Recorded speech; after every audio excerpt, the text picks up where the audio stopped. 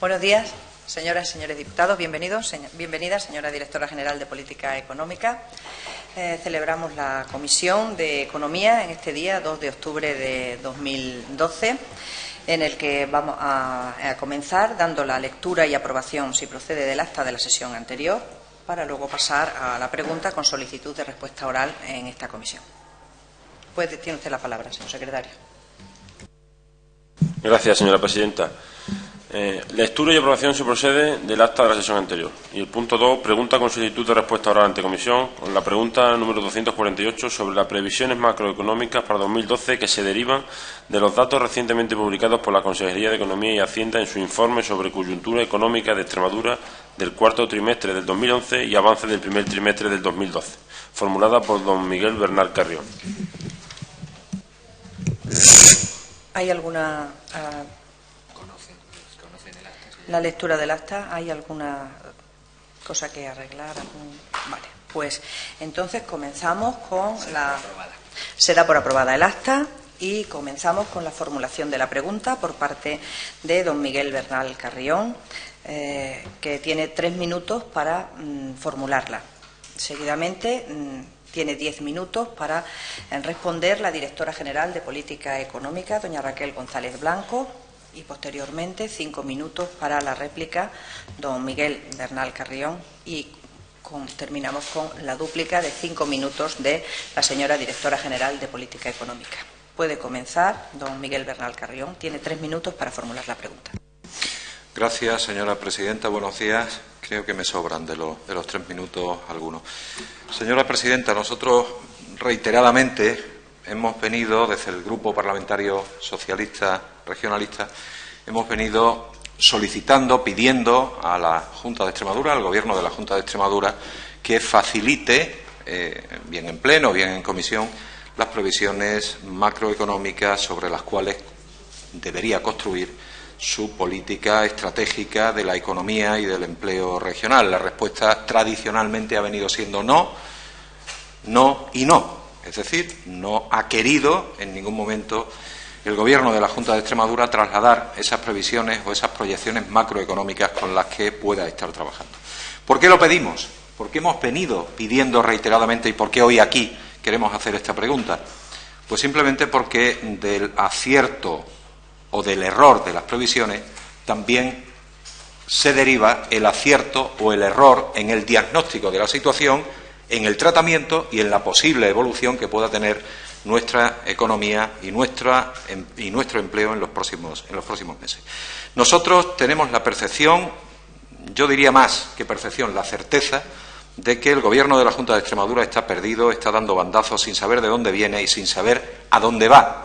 Y, por tanto, entendemos, tenemos también esa percepción y esa certeza de que el Gobierno de la Junta de Extremadura tiene bastante complicado, por no decir imposible, definir la estrategia adecuada que necesita en estos momentos el sistema productivo regional y el mercado de trabajo regional. Por eso, hoy hacemos esta pregunta concreta que pretende conocer la opinión de la Junta de Extremadura sobre algo tan concreto como qué previsiones macroeconómicas para 2012 se derivan de los datos que recientemente ha publicado la Consejería de Economía y Hacienda en su informe de coyuntura económica de Extremadura del cuarto trimestre de 2011 y avance del primer trimestre del 2012.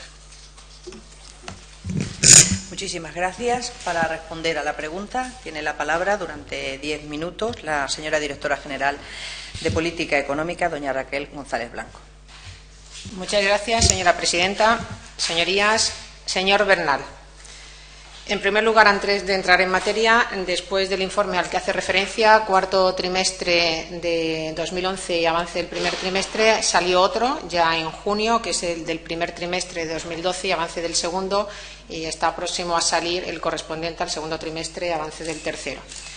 Bien, voy a entrar directamente en materia. El escenario macroeconómico que estimamos para 2012 apunta una prolongación de la senda contractiva iniciada, observada desde 2009. Esto quiere decir que arrastraríamos 4 años consecutivos de descenso de la actividad económica derivada fundamentalmente de la debilidad de la demanda interna, del esfuerzo de austeridad para cumplir con los objetivos de déficit y por la desconfianza de los agentes económicos, consumidores, empresas y mercados en general.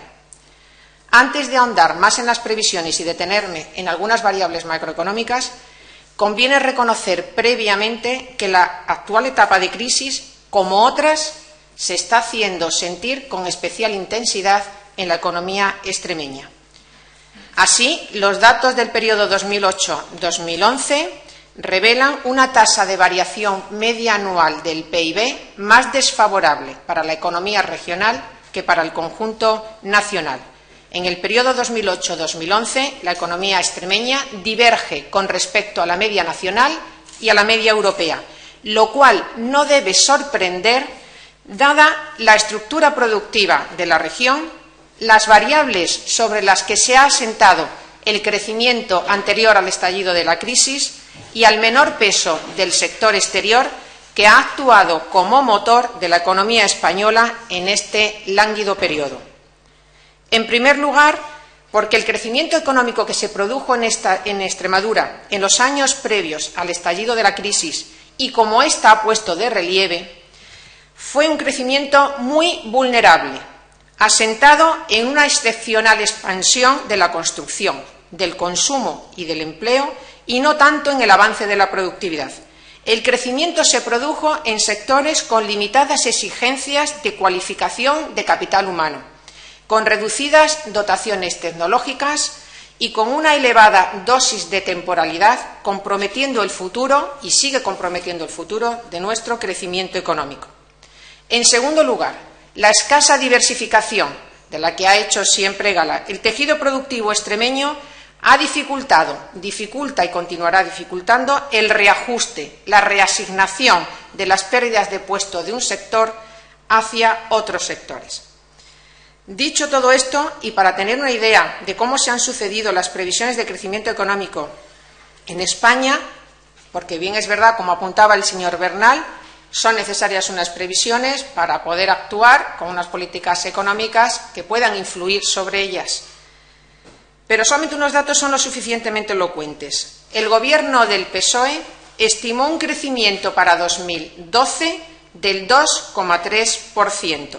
Cuando el Fondo Monetario Internacional y el consenso, y cuando hablo de consenso utilizo una terminología utilizada por FUNCAS, que es un panel de muchas instituciones públicas y privadas, BBVA, Santander, Caixa, el mismo FUNCAS, etcétera, estimaba el 1%, o sea, el 2,3% frente al 1%.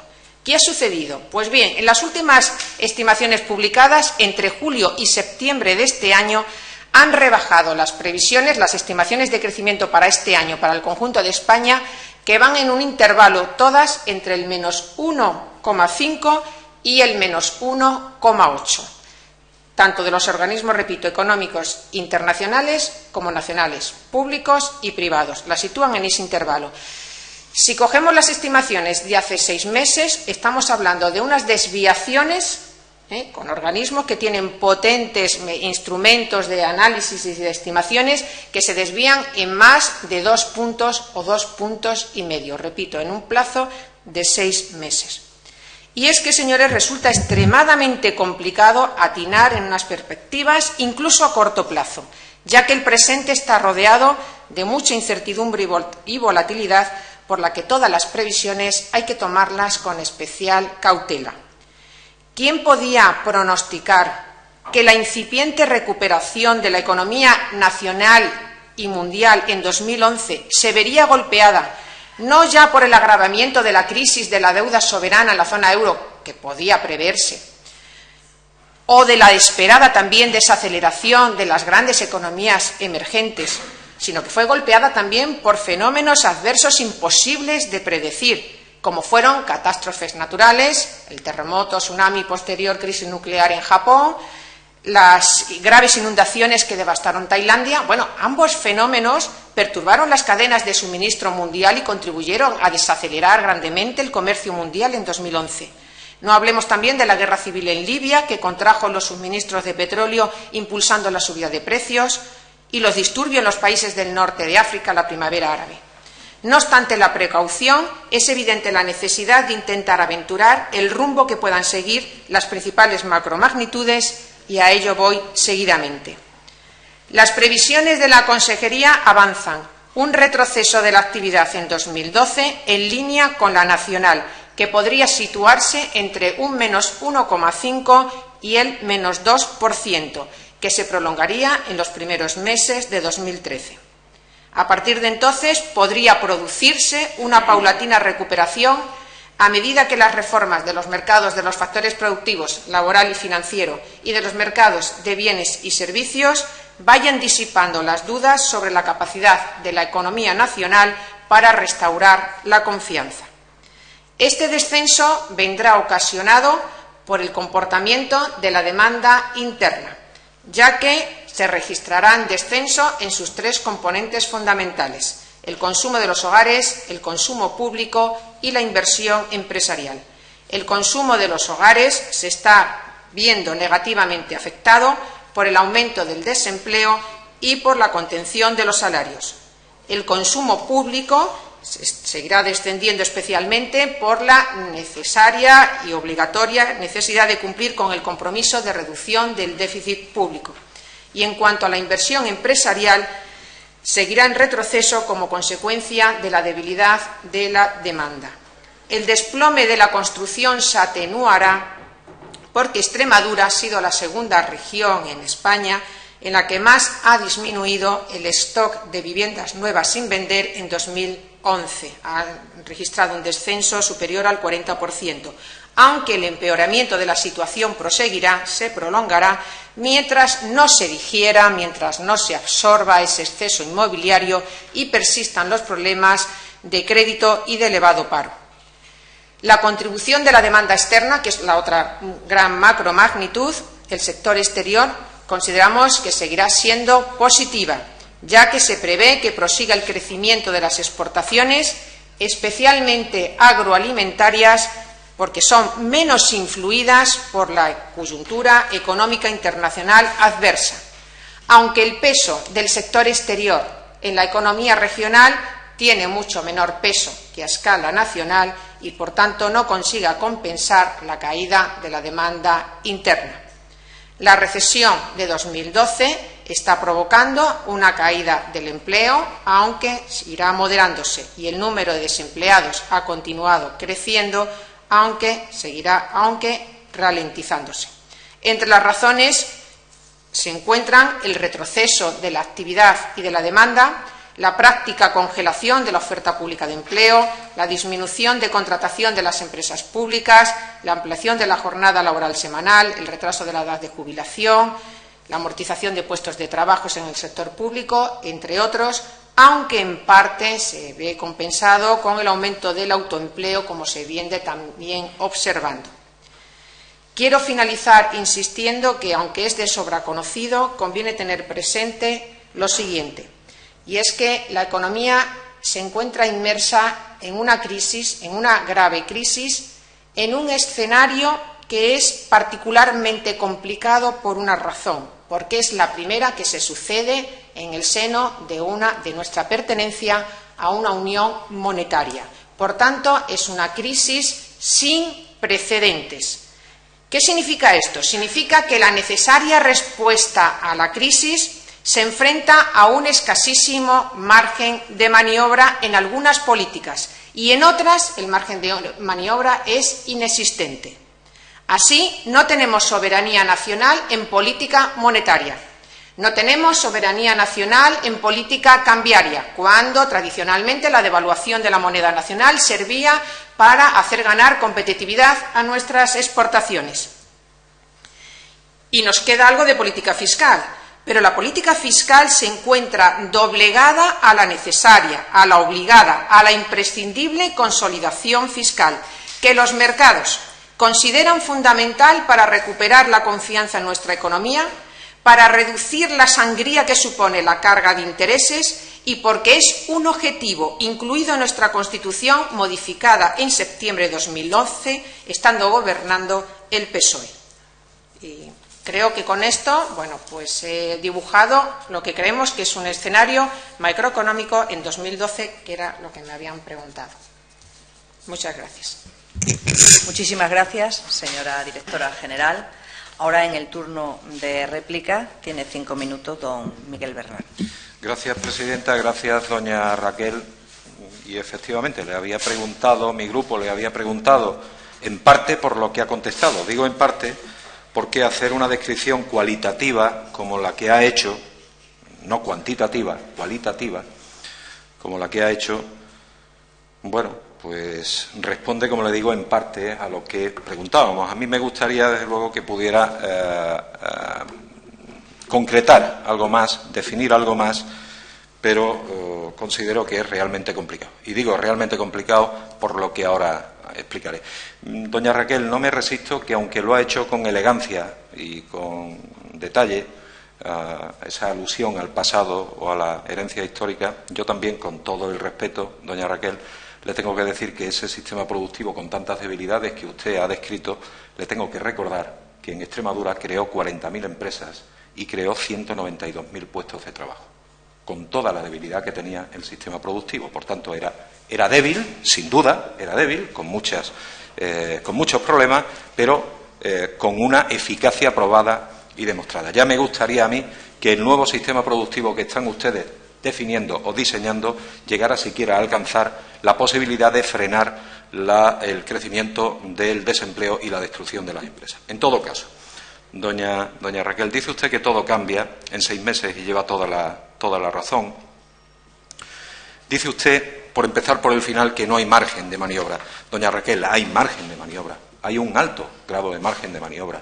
Efectivamente, no tenemos política monetaria, efectivamente tenemos política fiscal, pero ustedes, un día sí y otro también, hace menos de 10 días, fue la última vez, rechazaron la posibilidad de poner en marcha en Extremadura una política específica de estímulo a la economía regional. La rechazaron. Hay alternativas, doña Raquel, claro que la hay. Y a mí me gustaría que, si fuera posible, ustedes se pusieran a trabajar desde la consejería para definir qué impactos tendrían 2 políticas diferentes que son posibles en Extremadura. Las que ustedes están llevando adelante, política de recorte en el gasto sin estímulo al crecimiento, y la alternativa, que sería la política de recorte en el gasto, pero con estímulos al crecimiento. Sobre todo porque me gustaría saber qué efectos tendrían, al menos en un plano teórico, y con todos los errores que pudiera haber y con todas las modificaciones que hubiera que hacer 3 meses más tarde o 4 meses más tarde. Nos gustaría saber qué impactos previsibles puede tener una política o la otra, y no centrarnos única y exclusivamente en el no hay margen y no hay alternativa. Ha hablado de PIB, y ahí es donde, pues digamos, ha concretado algo más, dando esa horquilla entre el 1,5% y el 2%. Es un indicador donde multitud de entidades están dando previsiones. Desgraciadamente, doña Raquel, creo que también en poco tiempo, no más allá de 3 meses, vamos a poder constatar que la caída puede ser mayor que ese 2%, siquiera que la banda alta de la horquilla que usted ha dado. Pero a partir de ahí, doña Raquel ha dado una serie de datos, una serie de consideraciones o valoraciones de carácter cualitativo. Caída de la demanda interna, la demanda externa va a seguir avanzando, y es un dato positivo, sin duda, el que el apartado exportaciones esté mejorando como está mejorando. El empleo ralentizándose, dice usted. Yo no sé si está ralentizando, no sé si conoce los datos de desempleo del día de hoy en esta región, que desde luego de ralentizarse no tiene absolutamente nada. Pero hay cuestiones claves que deberían ustedes estar trabajando ya. El consumo regional privado.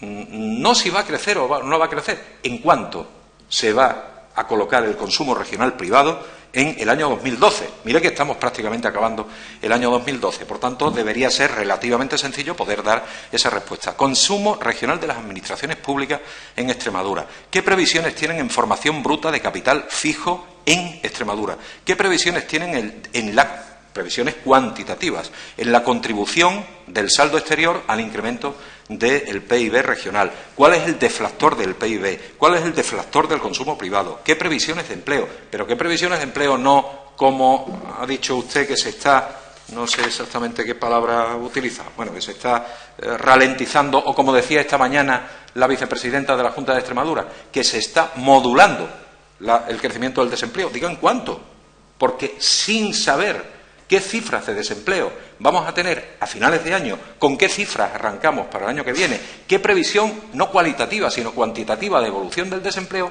malamente van ustedes a poder hacer una planificación macroeconómica de factores económicos que dependen directísimamente del empleo. Directísimamente del empleo. El consumo privado, sabe usted, que está directamente vinculado con el empleo. Exactamente igual, por ejemplo, de qué previsiones tienen ustedes con respecto a la evolución del coste laboral unitario en Extremadura. Directamente depende el consumo privado de ese factor. ¿Cuál va a ser, qué previsiones tienen de la productividad de nuestra mano de obra, de la productividad aparente, de la productividad unitaria de nuestra mano de obra? ¿Qué datos tienen de todo eso? Porque, doña Raquel, yo puedo compartir o no ese análisis cualitativo que usted ha hecho. Desde luego, lo comparto con esta política que ustedes están llevando adelante. Desde luego, no, y creo que no es inevitable. Creo que ese análisis, que es un análisis, yo creo que pesimista en el sentido de realista pesimista. No cabe esperar nada bueno en los próximos meses con este tipo de políticas que ustedes están practicando, ¿no? Pero en todo caso, para saber cómo va a evolucionar nuestra economía, cómo van a diseñar ustedes los presupuestos generales de la comunidad, cómo planifican una política económica general, tienen ustedes que conocer todos estos datos. Y esos datos nos gustaría, desde luego... Vaya terminando, don Miguel. Reitero mi agradecimiento por su respuesta, doña Raquel. Por lo menos hemos podido escuchar directamente del Gobierno de la Junta de Extremadura pues unas consideraciones de carácter macroeconómico que, desde luego, insisto, creo que es la primera vez que lo escuchamos. Esperemos que la segunda vez sea no solamente con carácter cualitativo, sino que también podamos tener ya unas previsiones de carácter cuantitativo. Y no tengan temor, doña Raquel, a que dar previsiones cuantitativas van a ser utilizadas para atacarles políticamente. Somos plenamente conscientes en mi grupo parlamentario que la situación económica es tan cambiante que lo que ustedes programen para hoy probablemente tengan que reconsiderarlo, tengan que cambiarlo en 3 meses. Nosotros vamos a entenderlo. Lo que no podemos entender es que no trasladen ni una sola previsión cuantitativa sobre la política económica regional. Muchas gracias, don Miguel.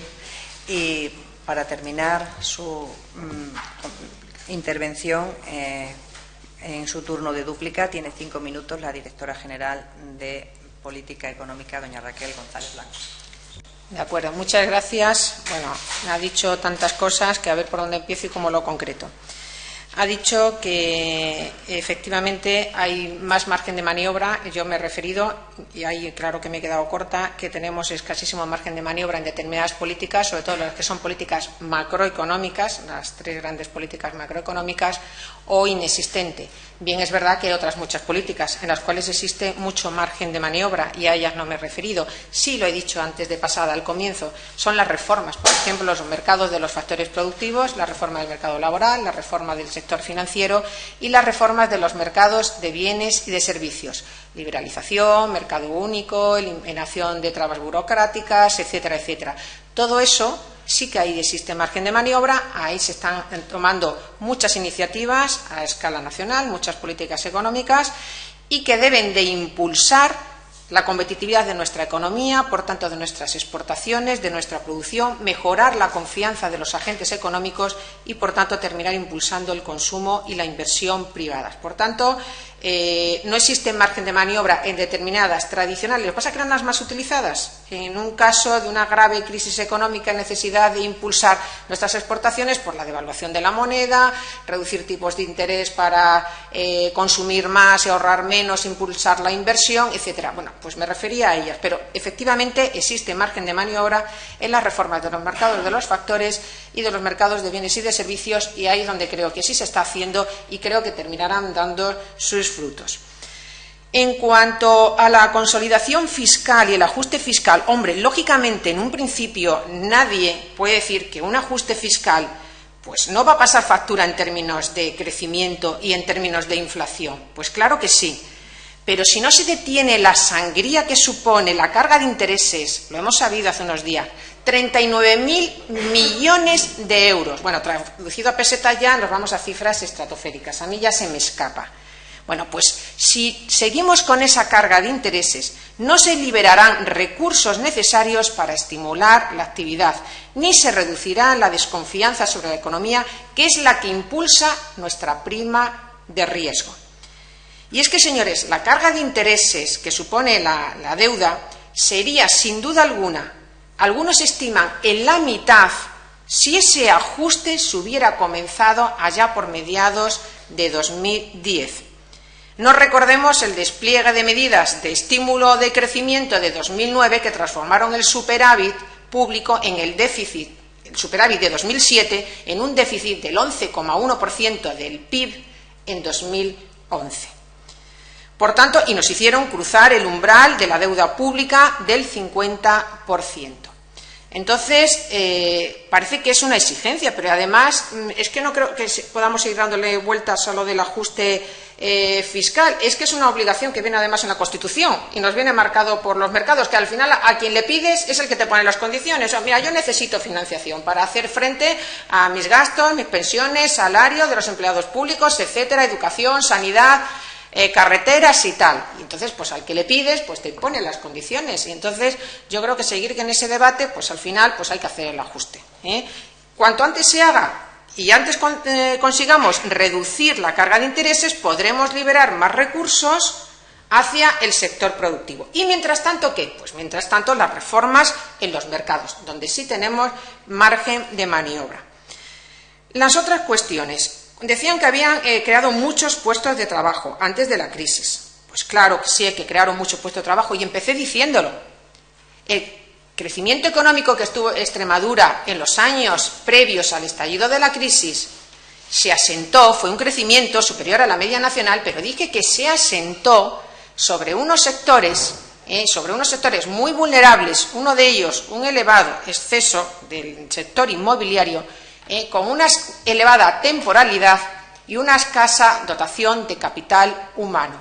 ¿Qué sucede? Pues que en épocas de crisis los primeros en perder su puesto de trabajo son los trabajadores temporales, ¿de acuerdo? Y por tanto, ese exceso inmobiliario, mientras no se absorba, pues va a ser muy difícil tener un crecimiento económico y una elevada tasa de crecimiento del empleo, porque no hay otros sectores que absorban ese desempleo que se genera en esos sectores. Por eso yo hablaba de un crecimiento que se asentó sobre unas bases muy vulnerables, ¿de acuerdo? Pero en ningún momento no he dicho que no se hubiese crecido y que no se hubiese generado empleo. Claro que se generó empleo, ¿de acuerdo? En cuanto a otro tipo de estimaciones, pues ¿qué más me gustaría a mí? Yo cuando llegué aquí a finales de julio del año pasado, que me llamó el consejero de Economía, casi me caigo de la silla, yo estaba tan a gusto en mi facultad de Económicas, en la que llevaba 21 años dando clases, y cuando llegué, pues, y vi un poquito lo que había, estudios que se hacían, seguimiento de la economía extremeña, etcétera, pues lo primero que pensé fue en tener un modelo. Es decir, vamos a ver, ¿dónde hay un modelo? Pues yo le comentaba al consejero, Antonio Fernández, vamos a ver unos presupuestos, pues a ver qué ingresos vamos a tener el próximo año para ver qué podemos gastar. Pues eso tiene que basarse en una estimación de crecimiento, de cómo se va a comportar el PIB. Y vamos a ver, ¿y qué es lo que hay? ¿Con qué contamos? Pues ese modelo no existe. O sea, no, en toda la Junta yo no me he encontrado económetras, ni estadísticos superiores, ni existían, no existen ese modelo, no los tenemos.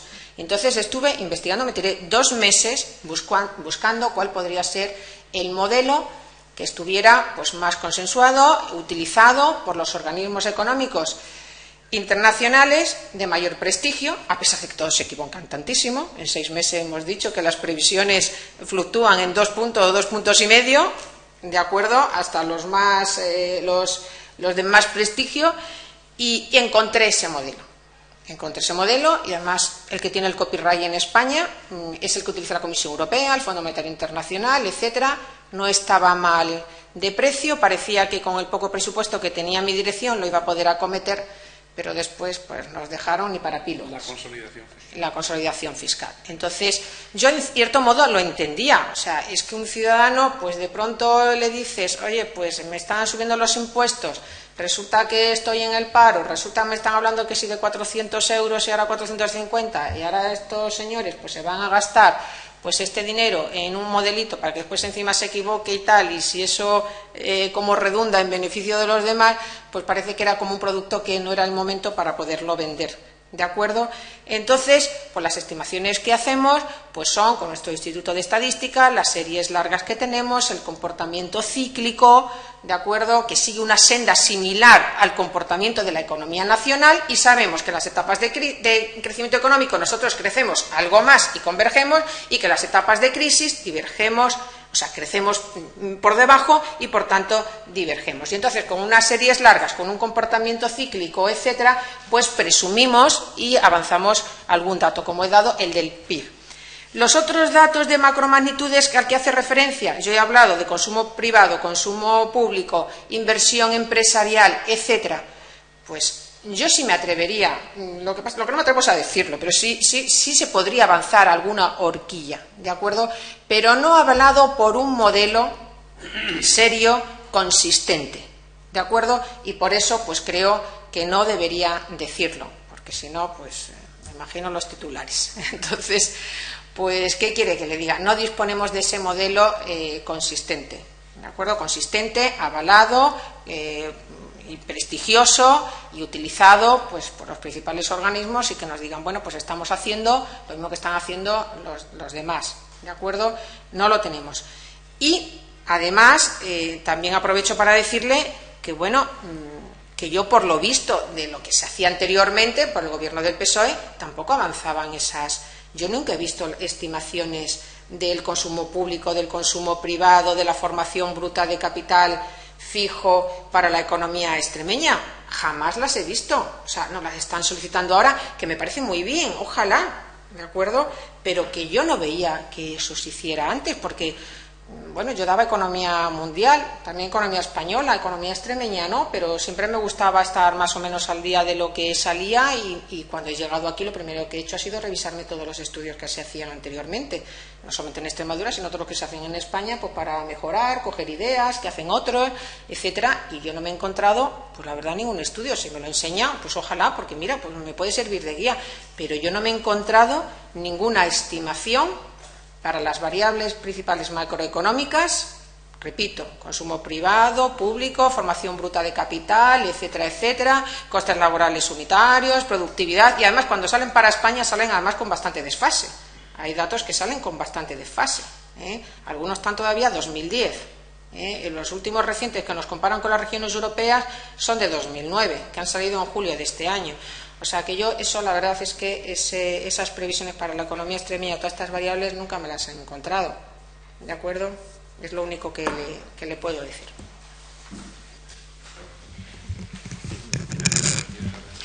Bien, pues debatido el orden del día, se levanta la sesión, agradeciéndoles a todos el tono y las explicaciones principalmente de la señora directora general. Muchas gracias a todos, se levanta la sesión.